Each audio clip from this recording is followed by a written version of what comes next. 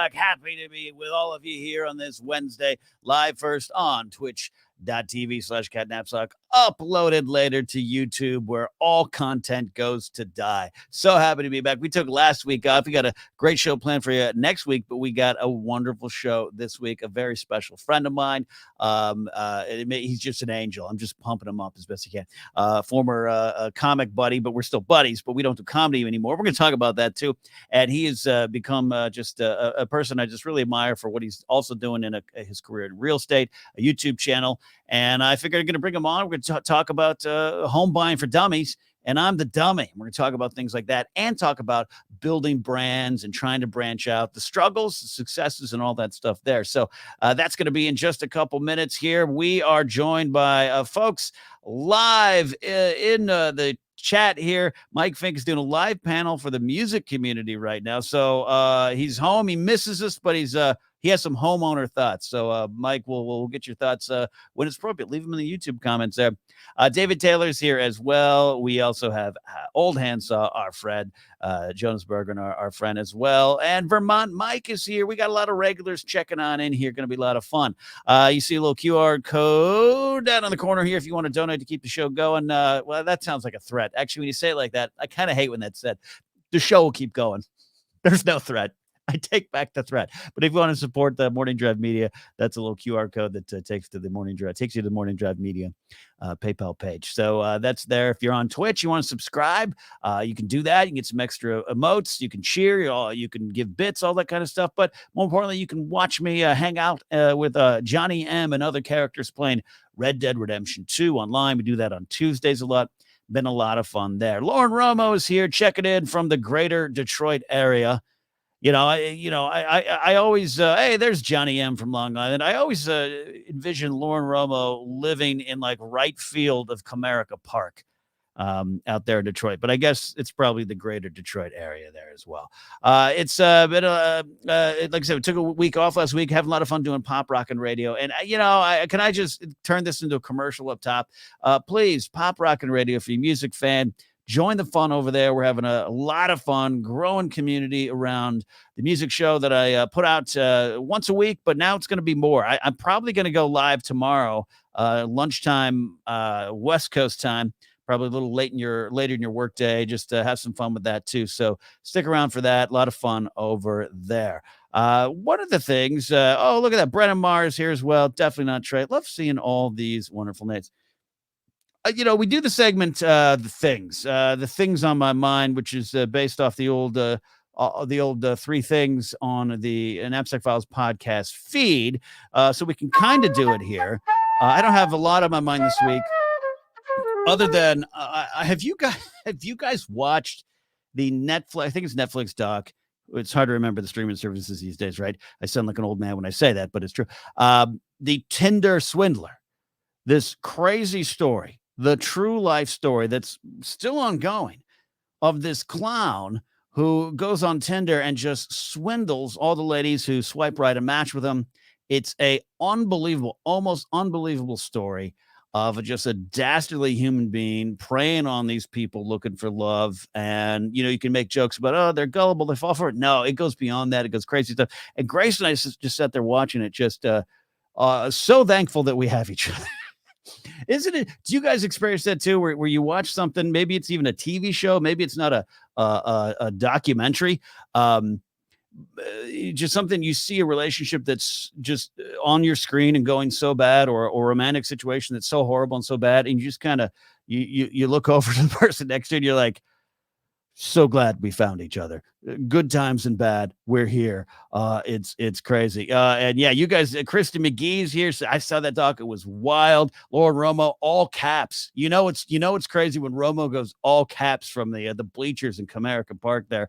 It was wild indeed. It's unbelievable. Mark Ellison saw it too. And Mark Ellison and I have been texting every week. I kind of want to go on a manhunt for this guy, and just kind of help take him, lock him away for good. It's just insane, the amount of money. And again, it just shows When people are they can be vulnerable. When you're vulnerable, you open yourself up to a lot of things. And when you approach things with good faith and someone returns it with bad faith, man, it can be disastrous.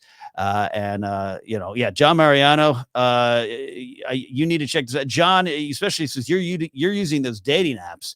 I think you don't want to be this guy. Anyways, that was on my mind. And definitely not Trey is a great thought here. Unbelievable that a stranger on the internet has bad intentions. Crazy stuff. Also, I got to say, I'm enjoying here. I'm really enjoying, and I think Grace is too.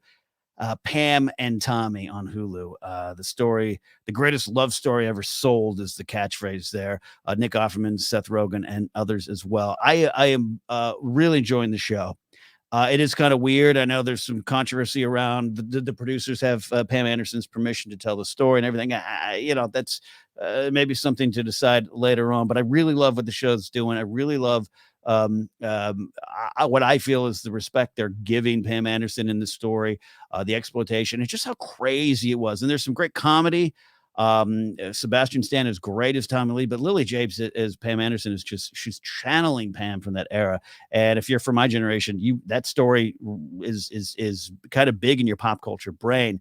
And it was new episode tonight, and it's become appointment television for us, just to again kind of look at other relationships and be thankful for what we have, but also just see kind of where this all started, the dawn of the internet, and people and their bad intentions out in the world and bad intentions on the internet. So highly recommend that. David Taylor agrees with that. So wild choice performances from Sebastian Stan, but Lily James is the heart of the show. Yeah, Lily James, and she does have very heavy prosthetics on, but it's and a chest plate, everything, but it's mind blowing what she's doing. It is on a level with, say, I don't know, Jim Carrey and Andy Kaufman channeling just this person, Daniel Day-Lewis, and any of those characters he embodies. She's just really doing something wonderful, and Sebastian Stan's wonderfully crazy as well too. And John Mariano's right. They're really intertwining the birth of the internet with the story, and it is crazy, isn't it? Kind of crazy. We were all there to sit there and remember that, not just dial up, but you just didn't automatically go to the internet to get everyone's opinion on things, including watching shows like this. A man with a beard in his home studio. You just didn't do that. And it just seems like a different lifetime ago. Matt Thompson is here as well. Really love this. All right. Without further ado, I really do want to get to my first guest here today. And we'll take some live calls. I don't have any pre-planned questions and pre-selected questions. I just, quite frankly, forgot to go to my Patreon page this week to get that set up. But you can support at patreon.com/Ken Napzok. And you can get into some of the show prep for Ken Goes Live. So we'll be taking some hopefully live calls and live questions in a little bit. But my first guest here is just a wonderful human being. I do really mean that. Known him now for, gosh, it's coming up on 15 plus years. Me and him did stand-up comedy together for a very long time and hope to do it again. And a lot of things in his life. Married, which was a great wedding I was at. Now a parent, and along the way decides to get into the real estate game and become an agent. And I am really supportive of everyone kind of diversifying their interests, their career paths, and not getting locked into one, and not being afraid to try new things. And in trying new things, my guest launched a YouTube channel that we're going to talk about here today. Please welcome to the show the very wonderful Joey Rockenstein. All right. Thank you. I'm making an inside joke there. Remember, for years, I just couldn't get your name right. What was wrong with me, Joey? It's Rockenstein, and I would say Steen every time. And I want to publicly apologize. It's well, thank you. I accept your apology. And you, along with the rest of the planet, couldn't seem to get the last name pronounced correctly. But I mean, I got to give it to people. It's just something once that gets in your head, like I don't know. I would often host the shows, and Joey would perform Comedy Store, Belly Room, all that stuff. And Room 5 was kind of one of our home spots, and I was hosting it. And I just would be like, oh, cool, Joey's next. Off stage, hey, Joey Rockenstein. And then on stage, I'd be like, all right, doing my intro. Definitely don't say Steen. And then I bring you up as Steen. It's such a weird, it's a weird mental tick. Oh, the struggles of being a comedy host, right, Joey? I think it was the fact that I shouldn't have given anybody an actual intro. Like my intro just should be my last name. Yes. And then just go from there. Because that's what happened every time. Like I would tell like the host, I would say, "Oh, it's Rockenstein." Like just like, "What's your intro?" Just pronounce my last name correctly. That's it. That's all you got to do. Just get it right. Just get it right. Joey, you and I have known each other for 15 plus years or so. Crazy to think, doing comedy. We'll talk a little comedy here in the show. But along the way, you've picked up this skill and this business license, this real estate license, and launched a career at a great YouTube channel as well. I'm going to bring it up here on the screen. Joey Rockenstein, realtor. Look at that. Look at that. Look at that. You got some great videos. And we recently had my friend Scott Antonucci on the show. Scott Antonucci, a great actor. He branched out with a great YouTube channel about financial advice. And I think you two are very similar. And I wanted to bring you on here. And we'll talk a little bit about the struggles of building a brand. But what drove you to this wild, crazy world of real estate? Wow, great question. It's interesting because it's always something that I've had either an interest in, but when I was younger, I remember my parents loved to go to open houses, and I was the youngest, so I'd be going with them, and I hated it. Like I just couldn't stand it. Like it was so boring. But then, like as I got older, like I found out that I still had like an interest in real estate. There was something that kind of like I thought was kind of cool. Like I love the architecture of stuff, and I love like the business side of it. The deals were very very exciting to me, and so I was really into that. And then after working 20 years in the service industry, I'm like, there's got to be something that I can do where I can take the skill set that I have, like from stand up and writing and all that stuff, and be able to translate it into something else without having to go back to school. And I'm like, well, I've always, had an interest in real estate, and I think all that would work out. And so I jumped on it finally. I love this. I want to go back because I remember being obsessed. I didn't pick up my father's art skills. My dad's a great artist, like a 2D and a tech. He was as a printed circuit board designer, all that kind of stuff. But when we would go to open houses, I remember there was a spell we were moving. I would go home and I would draw the houses like like my dream house. Like nice. I wanted that I'll have like a baseball stadium in the back. So you went back that what drew you to your childhood memories of seeing an open house? Was it just the world of possibilities of where to put a couch?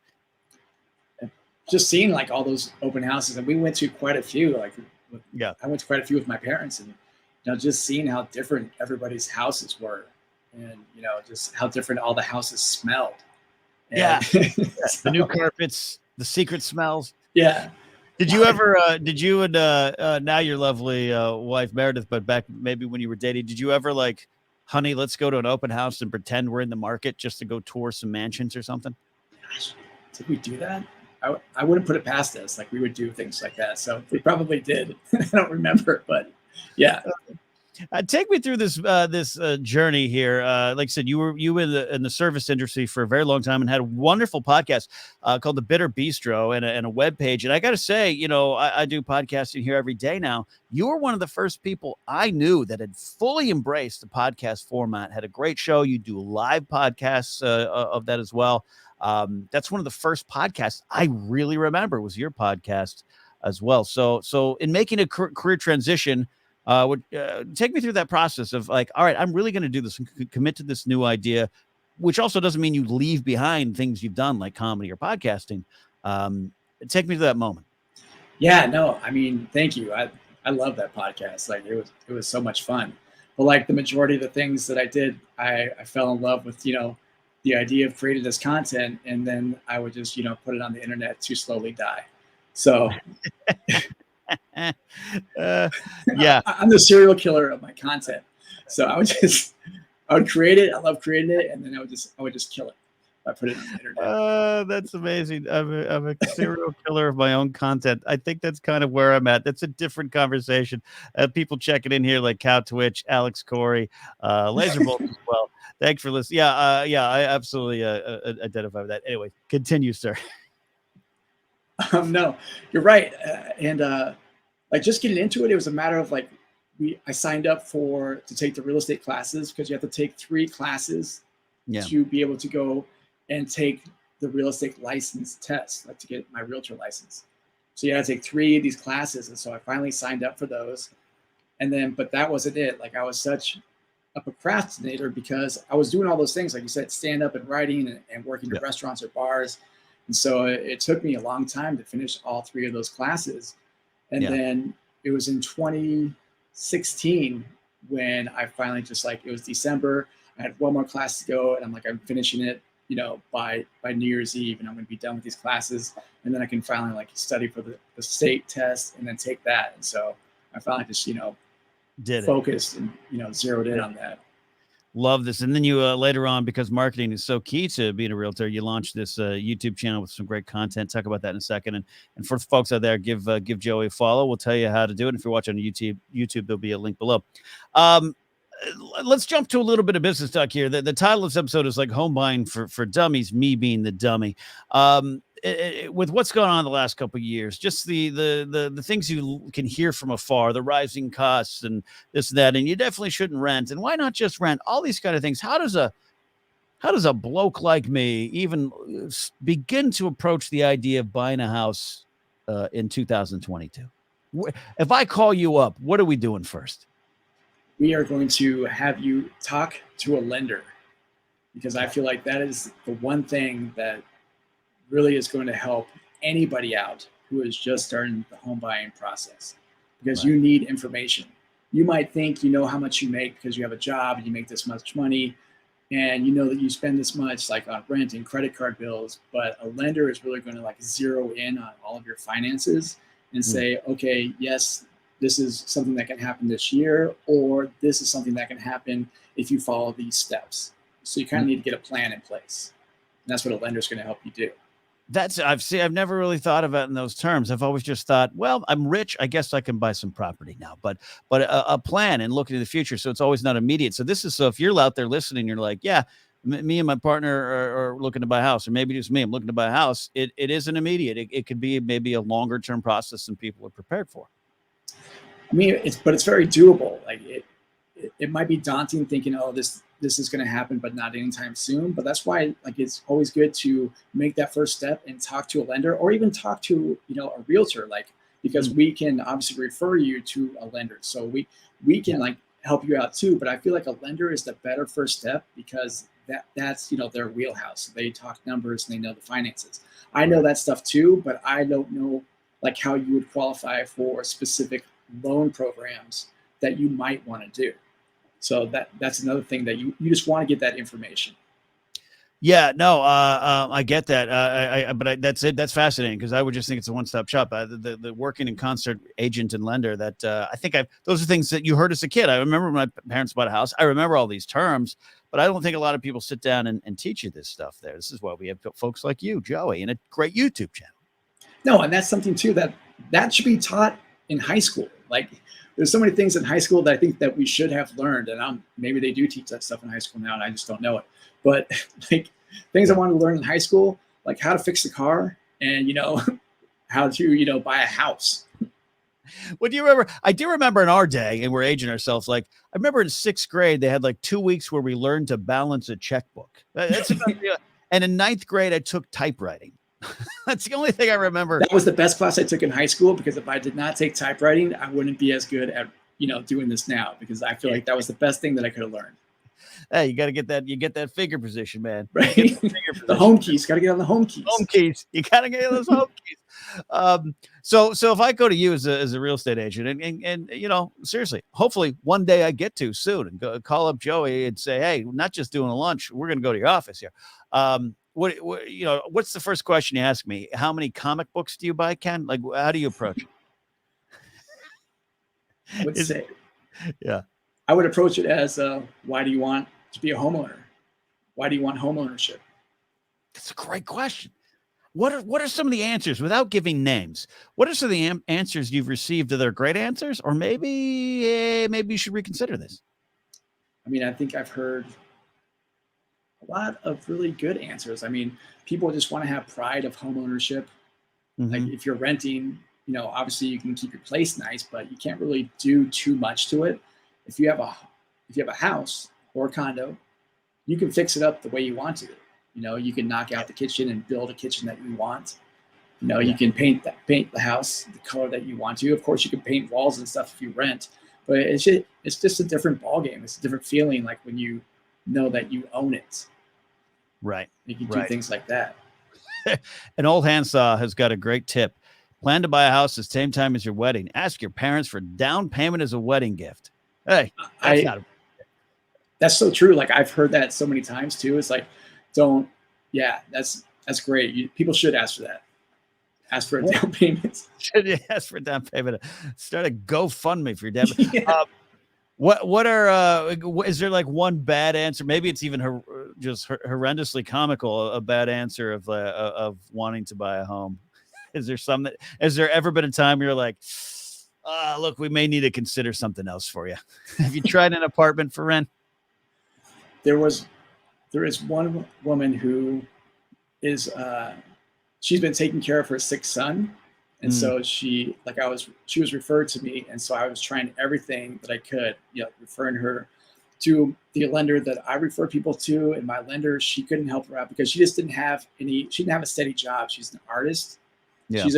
She's a pretty well-known artist in her field, like she's a painter, but she just hadn't sold anything in a while because she'd been taking care of her son.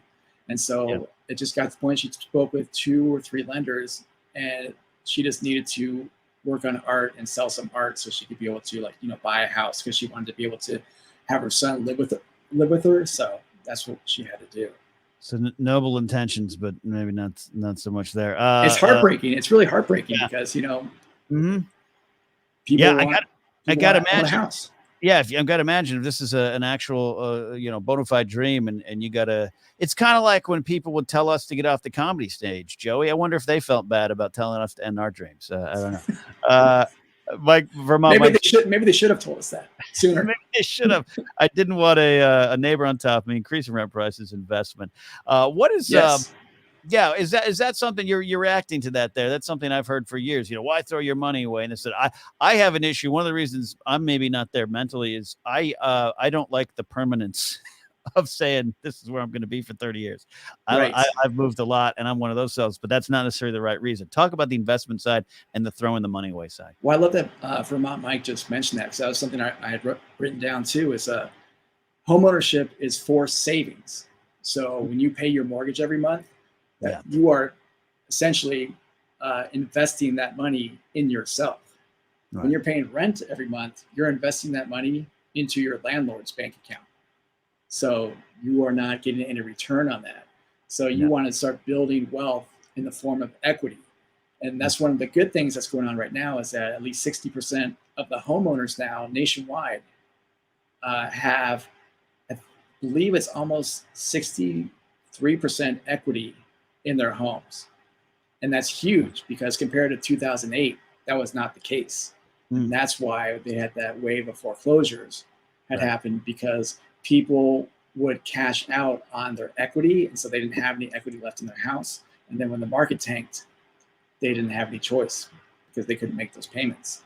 Seems like some shenanigans going on there. We'll wait for a little bit. Wait for Adam McKay to explain it to us all again.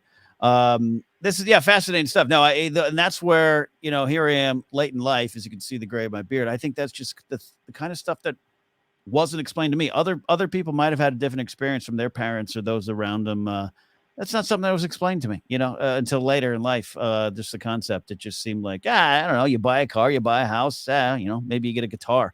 It all kind of fell into the same thing, Definitely, but Trace says I hated throwing away money on rent. Same thing, and I wanted to play music loudly. I think that's a good reason too. Question here. I don't mean to. We got you guys got some great questions coming in here today. I warned Joey before the show. I said, hey, when you and I get in the conversation, people just might be listening to the conversation. We might not have questions for you, but we got a lot of great questions. Keep them coming here, guys. Joey told me he can stay on the air till midnight. Box Office Jack, hey Jack, says I wonder if it's cheaper moving to a new bigger house or building an extension to an existing one. Do you get those kind of questions? Do you I love that. That is great. It's funny because I feel like my house, we love our house, but we love our neighborhood too. And so that's one of the things that there's like a needs and wants list that I sit down with my clients and kind of determine what do you need to have and what would you want to have? And the want list is something that are negotiables. If it didn't have this, okay, that's not a deal breaker. But the need list is the ones that no, we need to have this. Obviously, that's why it's a need list. So neighborhood is something that's on a lot of people's need to have a great neighborhood, a family-oriented neighborhood, or something like that. So if you have a great neighborhood, I think it'd be great to add on or renovate your current house if that's within your means to do so. If the neighborhood is not something that you have to stick with, go build a house in maybe a neighborhood that you would prefer to be in. So that's always a better option. A chance to which leads to a great question here. I'm Joey. I'm writing down my wants and needs. It is only 7-Eleven. I just need a good 7-Eleven near me. Comedy. That's why I quit. No, that's my back. That's great. It kind of leads into this question here of from definitely not Trey, living up there in beautiful Portland. Joey, are people staying? Here's Trey's address, by the way. I'm gonna give Joey, are people staying in a home for 30 years these days? I made the joke of being stuck in the same place, but is that the case? Are people moving around with this? With this market, which seems like I'm talking about annuities and things I don't understand. So just looking at the stats for my neighborhood, I live in Sherman Oaks, and the flats, not like the rich part of Sherman Oaks. So you're not south of the Boulevard. Let me delete you from this show. Bye, guys. Thank you. No, I would say no, because even in my neighborhood, the average people that are staying in their homes is 12 years right now. So I can look up numbers like that on like it's the MLS and stuff like that, so I can find out. But people they're not staying in their homes as long as they used to. Like people who are staying in their homes for 30 years are people who are 80 years old. Like people aren't staying in their homes as long as they used to. But that's also things have changed too. People they don't need to live as close to work anymore. They don't need to commute to work, so they can move farther out. Old Handsaw is 97 years old. Since I've been here 25 years, 5 more years, and it's paid off. And I'm not that old. It also might be the area where they at. Like, Old Handsaw has never invited me to his house, but I think he's doing a lot of work on the house too, and investing back in the house and making it something special. So, that's fascinating. I love you having that research is both informative and scary, but it's kind of like when I'm looking for what crypto to invest in, I can see the average hold time, 12 hours or 3 days, and I decide on which crypto to get from there. Right. Can I buy a house on nothing more than Dogecoin? No. I would say in a few years, I wouldn't put it past the Dogecoin. Got Shiba Inu's got a hit. Matt Thompson has a question here. Love Matt. Love having Matt around the chats here. I bought a house a few years back. Ooh, look at Captain Monopoly over here. I'm kidding, Matt. The house is okay, working on it, but there's a huge green space right in front of it, a communal front yard type of thing. It's the intangible things that's better than what's in the building. So there you go. That's something that and Cow Twitch is finally getting new carpet after 20 years. You guys have a lot of wonderful opinions on homeownership. I like what Matt's saying. It's not so much what's in, but also around the house. You mentioned community, schools. I mentioned 7-Elevens. I think it's important as well. But the area around and how much is as a real estate agent, how much are you and how difficult is it to also sell the area? How much research and time do you put into that? Oh, I mean, it's all, I feel like, even Steven, as far as like what I research. Like I research the houses, the individual houses, how much the houses have been selling for, what school district it's in. Like those are all key. Like if it's near the freeway, if it's near a fire station or hospital, there's so many factors, and I want all that information to be able to properly pitch it to my clients and or potential clients, because people want information. Because I've noticed too, like with doing open houses, I have been so amazed at the random questions that people will ask me. And it's always something like that, that you would have no idea. So it's like, oh, like what kind of wood is this specifically, on this cupboard? Or, what kind of grain is that on the tile? Like what's the vein in that marbling? And these are actually, when you go and look it up, like these are actually legit questions. Like there's answers for these questions, but I had never even thought of these things. I was like, oh, I should know about the house and then I can sell the house. But no, you gotta know everything. That's great. On open houses, when you absolutely know a young couple is faking it and just wants to screw in the closets when you're not looking, what do you do? I say that the closets are being renovated right now, so we're gonna have to steer clear of the houses. And also, there was a death on the premises, and actually, it was in the closet. It was in So the closet. yeah. Might be haunted. We're going to talk about your YouTube channel here in a second. Transition into that. Great question from Vermont, Mike. You guys are killing it with the questions today. It's worth getting an agent. We looked into privately selling our previous house. I didn't want the headache. So I could make a joke that, of course, Joey's going to say you should get an agent, but there's a reason for it, and there's something that you absolutely bring to the table, right? Or are you going to say no? I'm an idiot. Well, I know I'm an idiot, but I mean, I Well, bring value. Yeah. you do stand up together. I know we're both dumb, Right. but yeah, no, kid. It's the value that I bring to the service. And just saying it sounds cliche, but it's so true. I mean, don't get me wrong. Like, there's people who can do a FSBO, which is for sale by owner. Mhm. So people do that, and because they really need to save money. But when I really run the numbers, you're not really saving that much money as opposed to all the time that you just spent trying to sell your own house, as opposed to like hiring a realtor to take the reins and be able to properly market the house, get it out there, hold open houses, or do the things that needs to be done just to get it sold. And if you're, honestly, and don't get me wrong, like, $20,000 that you're paying out for commissions for both the buyers and the seller's agent is a lot of money. Yeah. But when it comes down to it, the time that you have, because you're working, like, people have jobs, right? I mean, unless you're not working, then you have time to do it. But the time that you're going to save just to have the job done properly by a realtor is worth it. No, that totally makes sense. Absolutely makes sense. And look, I couldn't even get the open house that for sale sign into the ground with I would need someone to do that. So you got that there. I just leaned it. I would lean it. Senior Film joining the conversation here. Hey, so bringing up your YouTube channel here again, something you've just kind of started recently here. Without a doubt, marketing and getting your name out there as a realtor is important. And we've all seen the ads on shopping carts, bus benches, business cards dropped in houses. It's important. What made you decide to tap into TikTok, Instagram Reels, where you're on as well, YouTube Shorts, and a YouTube channel? What pushed you that? Just your previous skills as a podcaster and comic, and it all just kind of synced up?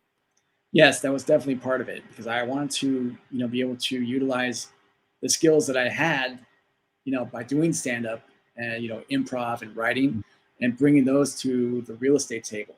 And there are a couple of, real estate agents. I'll admit, like, I watch all the shows on Bravo, like $1 Million Listing, LA and New York. And there's one guy on there, Ryan Serhant, who he's on the New York show. He really embraced doing YouTube, and he started showing that you could sell New York real estate through his YouTube channel. And don't get me wrong, he has a huge platform by being on that show, so that was a little bit different ballgame for him.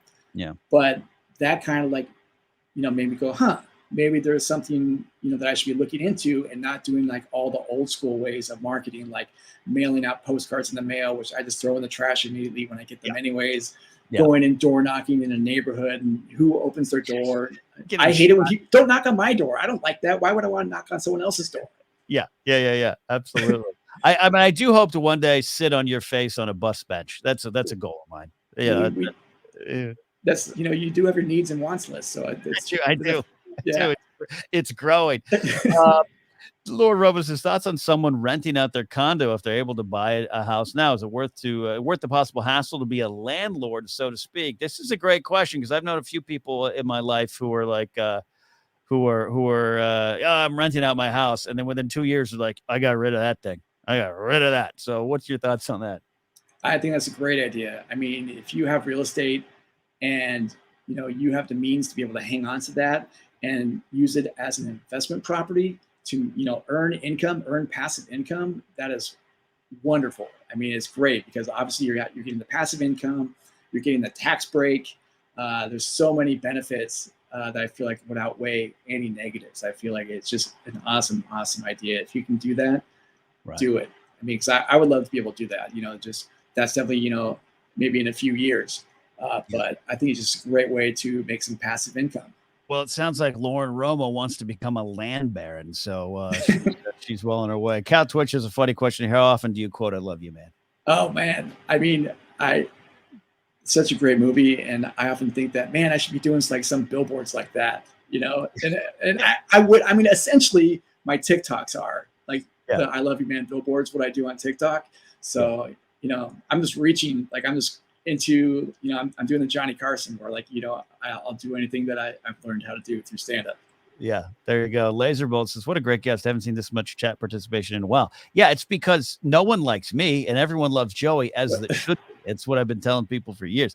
Joey, you're very funny. You're very creative in your videos. I watch them when they pop up when I can. That damn algorithm can sometimes make it hard, and you got to kind of seek it out and hit that bell and hit that subscribe. But I always try to watch your videos, always try to give you a like, and I really do love them, even though it's so not a place where I'm at in my life to buy a house quite yet, but you put a lot of time, a lot of effort into it. It's hard to build a channel up. It's hard for me to build this Twitch channel, this YouTube channel up. It's hard. I'm not reacting to Spider-Man trailers. Ain't nobody wanting to watch my stuff anymore. Here I am having a pretty detailed conversation with a good friend over real estate, and that doesn't necessarily always translate to the numbers. But you're still going and you're trying new ways and you're trying TikTok. You're talking about having success on Reels. This is part of your transition into this other career. How do you dig deep and keep going, man? Because sometimes I don't know if I have it in me to keep going. How do you keep going? I mean, great question. Part of the things that also kickstarted me on YouTube was, obviously getting shut down in March. That I literally had to find a new way to meet people without being able to meet people in person, because doing open houses was my best thing that I had as far as meeting new clients. Because again, through stand-up, I was able to break the ice very easily when I would meet new people. Yeah. So now I'm like, okay, well, how do I reach out and do the same thing, but with a digital footprint? So that's why I jumped on YouTube. I signed up for a YouTube course through people who have very successful channels, and just started doing it. But, if my subscribership doesn't reflect my channel, I don't feel like, and that's why, don't get me wrong, a real estate channel, I feel like is a lot different than, like you said, a reaction channel, because most realtors don't have a big subscribership on their channels. Like some might have a couple 100,000, but even for YouTube, that's not the greatest amount. Yeah. So my goal was just to pump out videos, and YouTube is like one of those things where, like, people go there to have questions answered. So with real estate, it's like, well, how do you buy a house? How do you get a loan? How do you do this? And so those are the types of videos that I wanted to put out. And occasionally, I would do a reaction video, reacting to like a expensive house tours or things like that. Like this, like that renting is costing you, like what, those kind of things. And even like getting very niche specific, like tips for single first-time home buyers, because not everybody's married who's buying a home. Right. Yeah, absolutely. Absolutely. Love it. Yeah, no, I love it. And I want you all to check out Joey's channel. Subscribe. Like I said, link will be down below here in the YouTube channel. Where is there an easier way, like a website, to find all the things going? So it's so hard. Even I struggle with that. Here's my link tree. Here's my website. Here's this. That's kind of the area we live on. Where do you have a one-stop shop? Well, I do find it humorous that, he's saying we'll put the link up for my YouTube channel, because obviously I don't have the subscribership to have a custom URL. So I just say, if you're on YouTube, look up Joey Rockenstein Realtor in the YouTube search bar and I'll pop up. But other than that, my link is XYZ279-1715.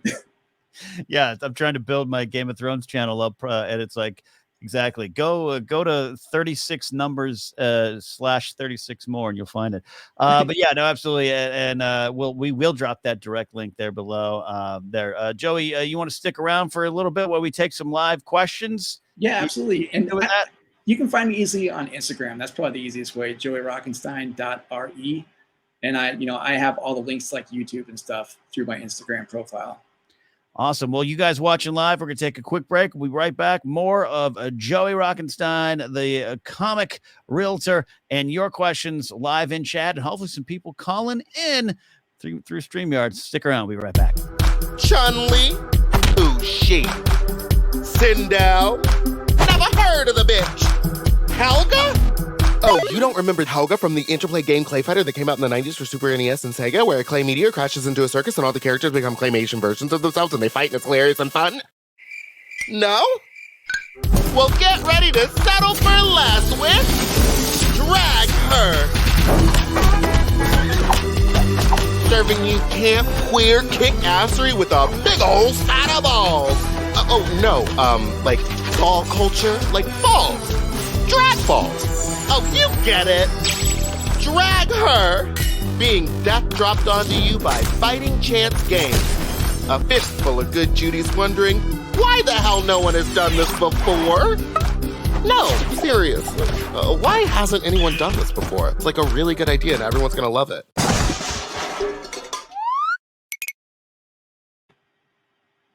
Oh, muted my own mic. There you go. Support that game. Drag Her on Kickstarter. They have a couple more weeks left in the campaign. Hope to have one of my friends, Jessica, who's helping to create that game on the show real soon, trying to work that out around work schedule and everything. Hopefully next week. Stay tuned for that. Really, I'm a Kickstarter supporter of that project as well. Joey Rockenstein is here with me, comic, realtor, and comments coming in here. Skooma Booster says, I work in the Realtor Association world. Great channel, Joey. So Thank there you. Go. There you go. You can sleep finally. Finally tonight, you can sleep. It's gonna be so good. You guys got some live questions. It doesn't have to be about real estate. It could be about comedy, about life. It could be about Pam and Tommy. We're hanging out here with Joey. And then the link is in the Discord for Patreon supporters. If you want to jump into the show, we'll take live calls. If you want to say a dirty word, I'll get you. I'll delete you as soon as I can. But get in here. Even if you've called on the show before, love hanging out with friends here. We're here for about another 20 minutes. Then Joey's got to get going to selling some mansions south of the Boulevard in Sherman Oaks and Encino. Can we comment on the documentaries though on Netflix? So we got Tinder Swindler, Tiger King, Don't F with Cats. Right. I can't watch that one. I know a little bit about that one. I can't watch that one. Yeah. Where are they finding the material for their documentaries on Netflix? Like Tiger King in itself. I mean, that's going to be like a show coming out on Hulu too. Right.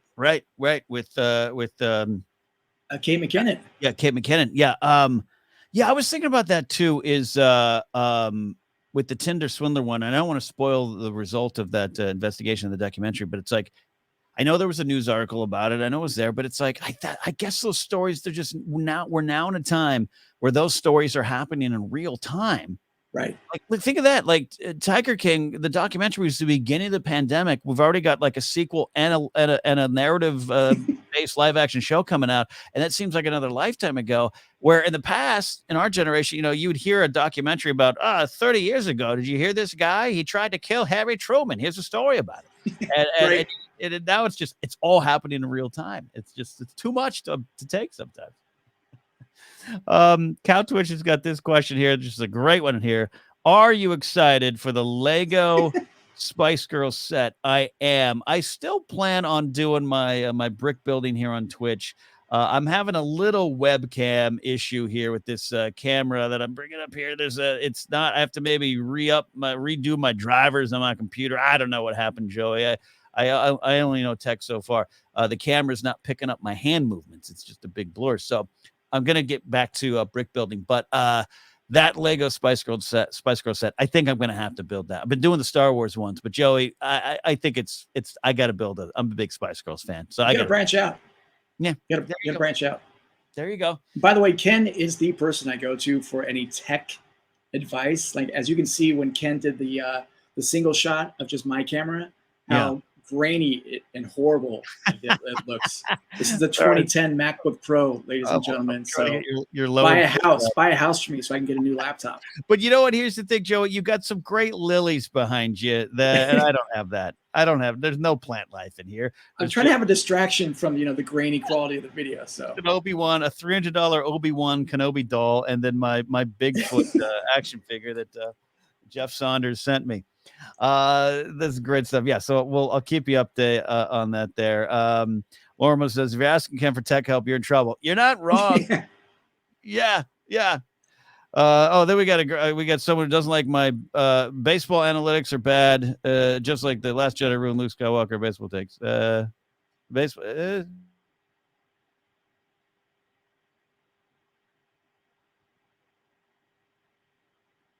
Baseball analytics are bad is the Last Jedi ruined Luke Skywalker of baseball takes. That is all. Yeah, but I don't I don't. Yeah. No. Okay. Yeah. I see. I changed my tune on that though. I love modern baseball stats. I just love the classic ones too. I think a winning pitcher, 20 games is still a good stat for me. But no, I think I've come around to it. I had a great conversation with my friend Cody Decker, who played pro ball, and I asked about exit velocity. I go, does exit velocity mean, and like, why should I care about it as a baseball fan? He goes, as a baseball fan, you shouldn't care about it. It doesn't really mean anything to you. To us, it means everything. It's the science of the sport down to a microfraction, and it's a good thing for us. And then once I started wrapping my head around that and what spin rate and all the things can do for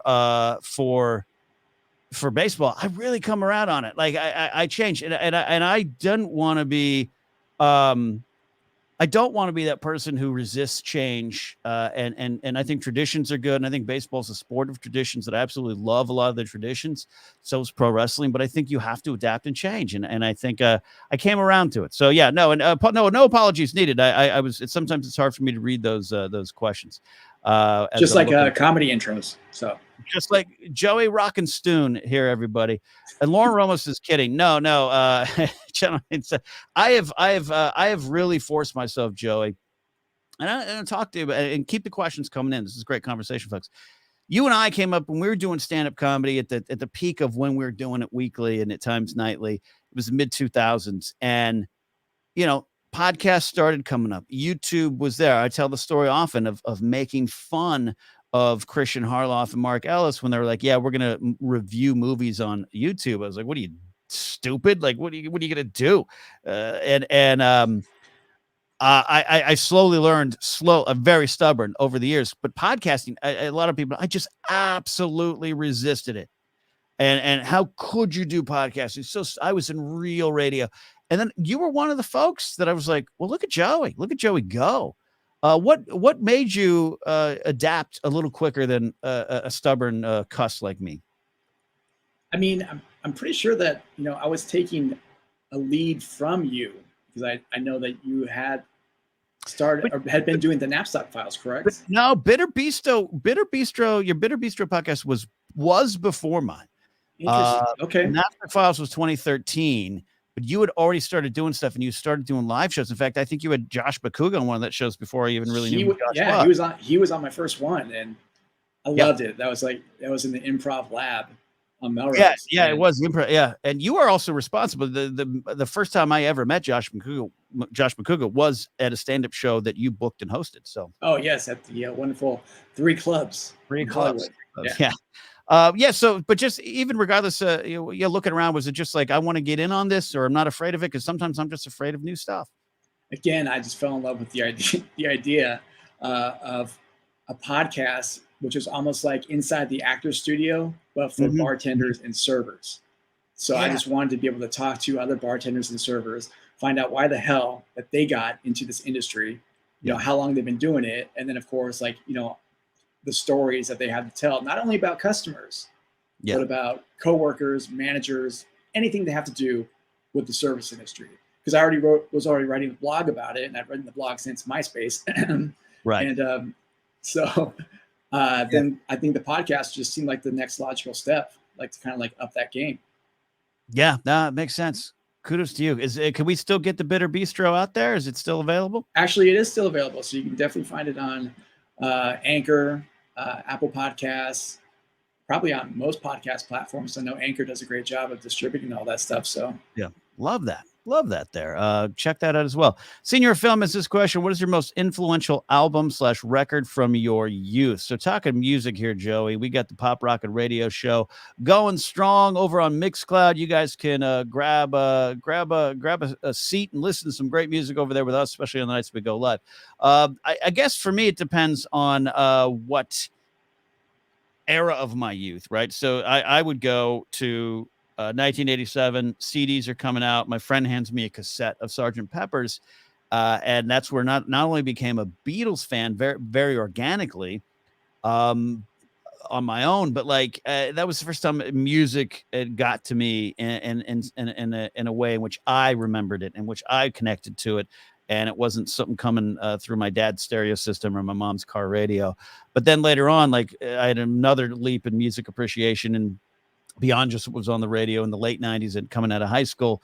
And some of those albums, that's why I'm a big Oasis fan, because definitely maybe and What's the Story, Morning Glory pulled me in a level. The Spin Doctors' first album pulled me in, and believe it or not, big fan of Liz Phair's Exile in Guyville, because I think you come for the sexy rock and roll that the album sells, or album people use to sell that album. Then it's so much more. And Liz Phair was doing something so deep. And I felt if I know anything, and I don't know a lot about women, but if I know anything, it started for me. My education started with Exile in Guyville, and then later on in my mid 20s, long after the albums were even out, it was the YouTube stuff, YouTube stuff that saved my life, along with George Harrison's solo stuff. So it's hard for me to pick one, Joey.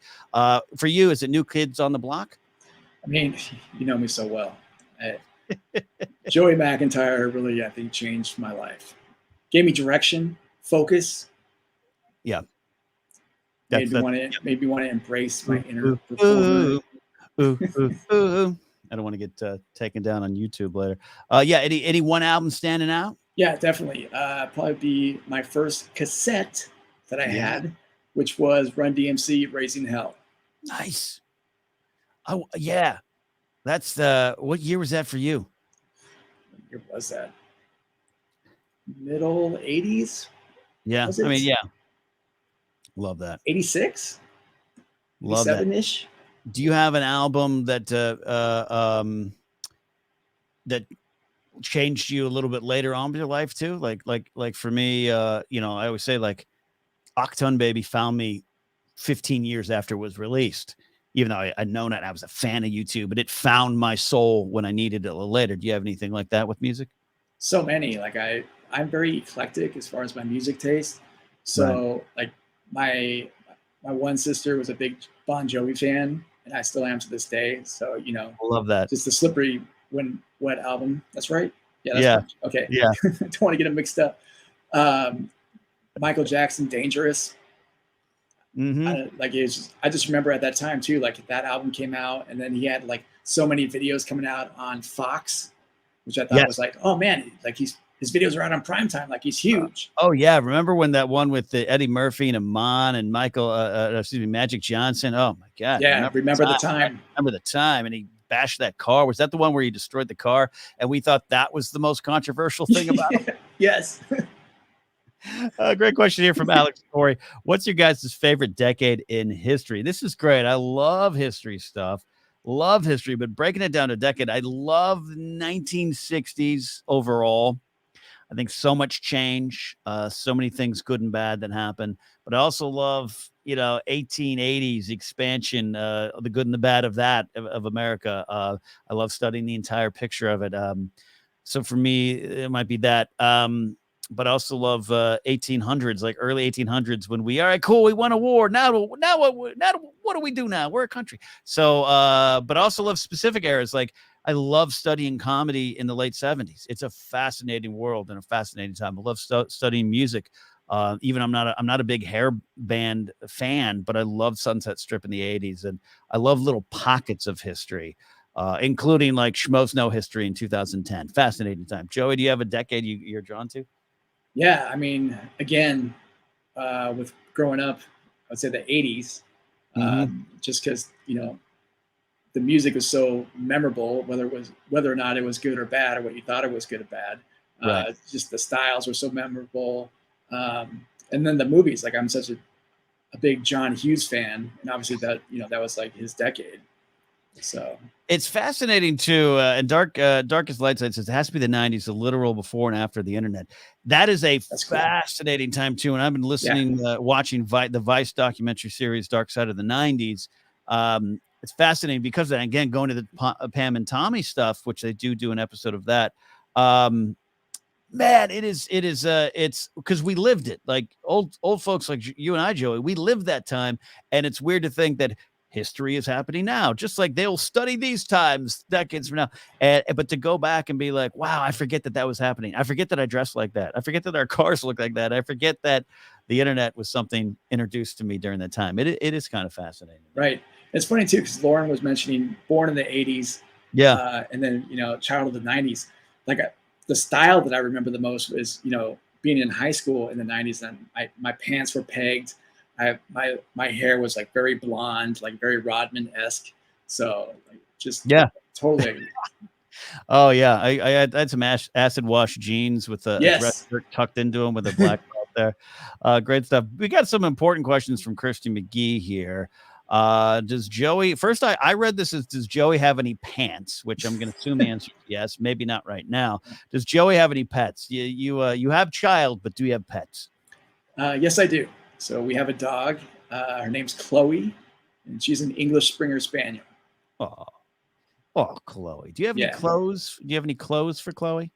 No, we're not those type of dog parents, but she's not that type of dog. So there you go. Yeah, she's about a 40-pound dog. Yeah. Springer Spaniel. They're not really into that sort of thing, but they're very athletic, and we've had her since she was 10 weeks old. So we know her pretty well. I am that kind of dog owner. And Kristen McGee says, who was responsible for Baxter's new hot outfits? Baxter, all 6 pounds of them, has at least 7 new sweatshirts and sweaters. And I was responsible for this round. I actually surprised Grace and Baxter by going to the Chewy.com website and I just kept adding to cart until I couldn't add anymore. And that's Kristen McGee. That is all me. A couple questions coming in here. No one checking in live yet here. Senior Would you believe that home ownership is also contingent upon pets too? So people want to get a home because of their pet.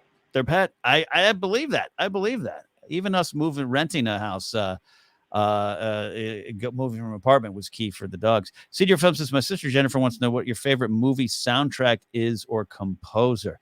Ooh, nice. Do you have a gut answer on that one there, Joey? I mean, back to the 90s, I would say New Jack City was probably one of my favorite soundtracks at that time. Yeah. I can pick specific songs off of some soundtracks, like off of Donnie Darko. I love the Tears for Fears montage, and every time I hear Tears for Fears, like it just brings me back to that movie. Yeah, so, which you can hear on Pop Rockin' Radio with me, Ken. Love it. Soundtrack, great answer. Any score or composer of scores jump out to you? Are you a score and composer fan? Definitely. I mean, even now, like I love a good Hans Zimmer score, and so I mean. Batman Begins, definitely one of my favorite movies, and the score to that, like, just set the tone for that movie and the future Batman movies, in my opinion. Love that. Those are great answers. Soundtracks, a collection of songs, is pop, rock, and rap and country songs, whatever you have. I go to Royal Tenenbaums and Rushmore. I go to High Fidelity, Grosse Pointe Blank, some of that 90s stuff.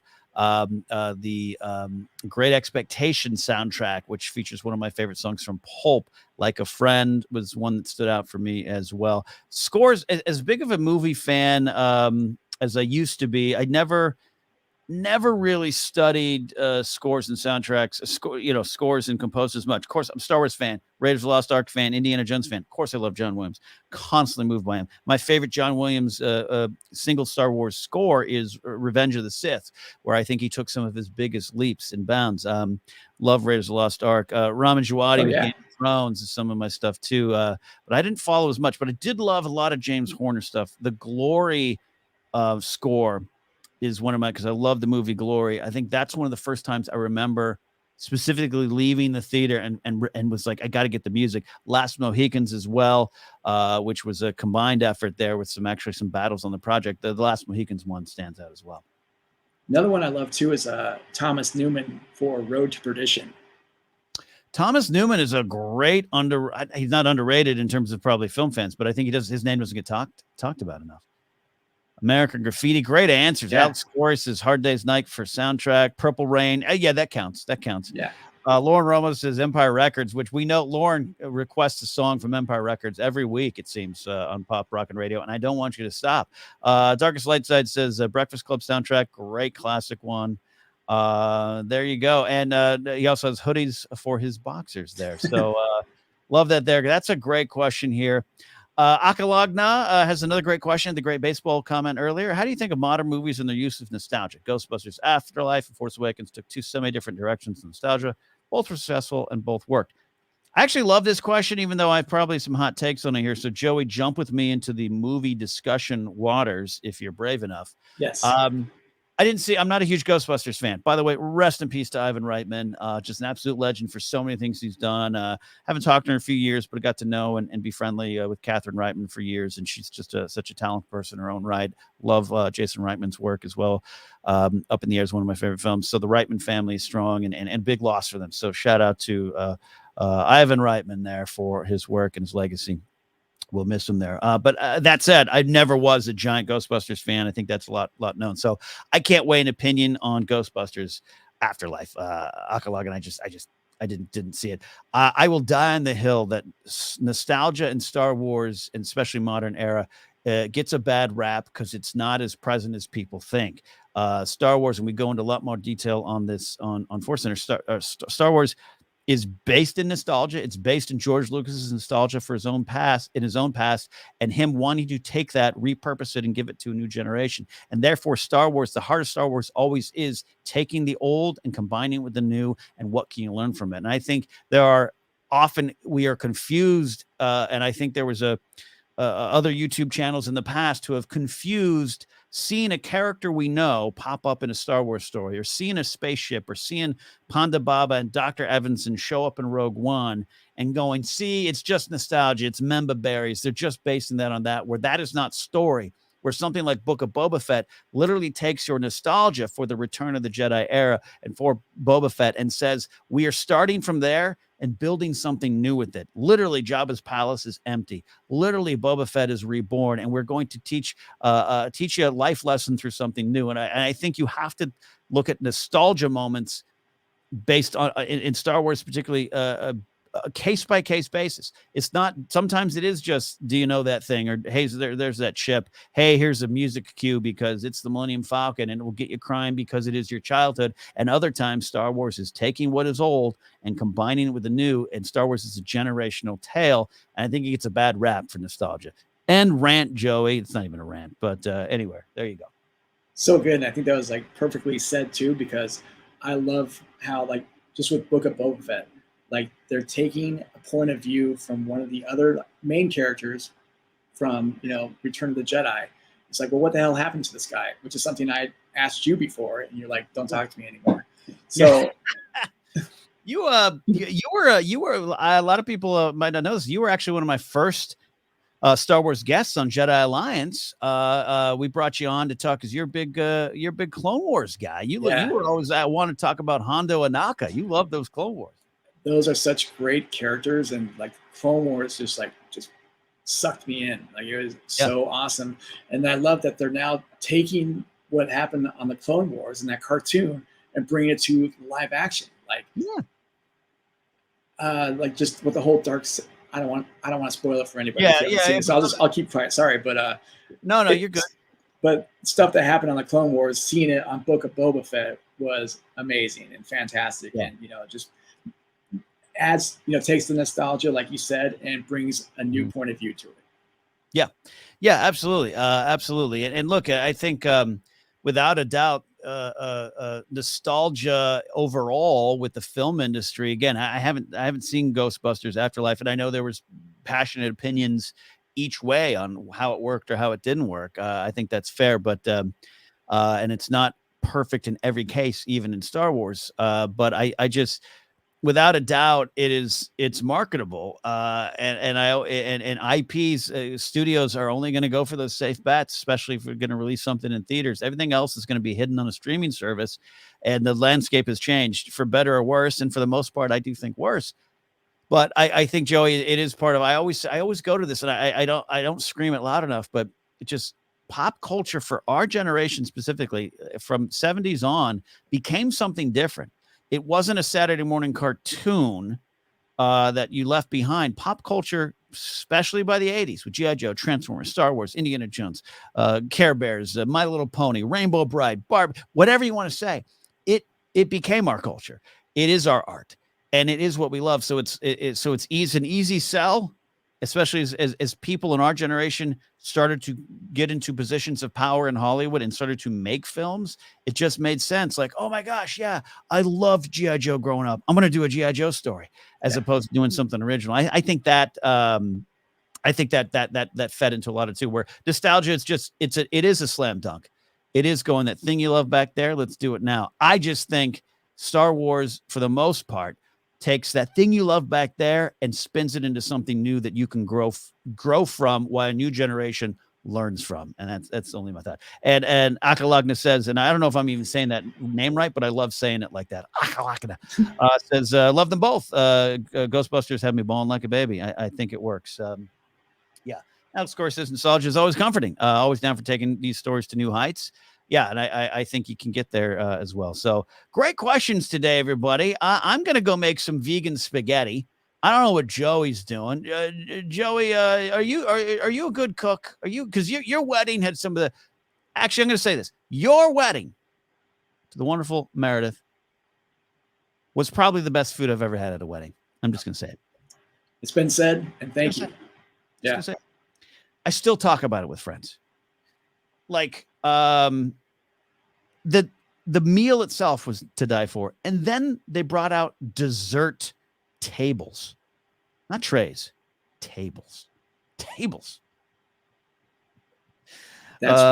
one of the benefits of working in a restaurant and having access to great pastry chefs. Yeah. And just be like, hey, do you do this on the side? And then, sure enough, they do. There you do.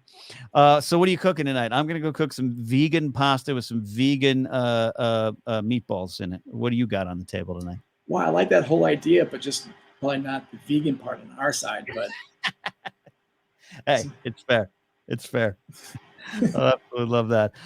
Thank you all for everyone who tuned in tonight and really did have some great questions. It meant a lot to have the engagement tonight. I tell you what, some days it's hard to sit down and press the go live button because I just don't know. I just don't know if anyone's listening, and that can get you down. And some days you can inspire you to do exactly what you want to do even more. And I think Joey and I have been trying to make it and are making it out here in our own ways for the last 15 years. So Joey, just absolutely thrilled to share the screen with you here today. So tell them again where they can find you on the YouTube channel. I'll drop some links below, but tell them how to find your wonderful real estate YouTube channel and all the other things you've done. Absolutely. Go to that YouTube. In the YouTube search bar, type in Joey Rockenstein Realtor like that. Go to my Instagram at joeyrockenstein.re. TikTok, same handle, joeyrockenstein.re. Facebook page, Joey Rockenstein Realtor.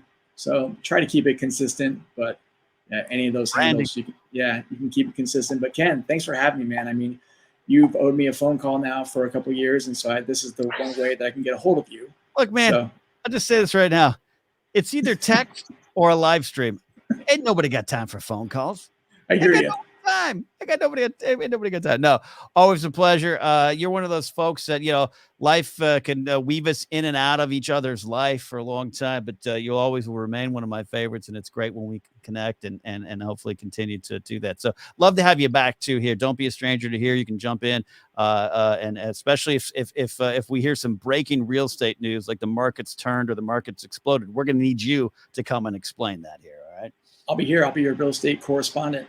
Love it. Thank you all for tuning in. It's been a lot of fun hanging out with you here today. This is Ken Goes Live. Don't forget, Pop Rockin' Radio is something you can also watch and listen to and enjoy over on Mixcloud. We do live shows. Also, I'm on radio at Hall of Fame Music Radio in Pennsylvania, but throughout the world, you can listen via their website at hofmradio.com every Saturday morning.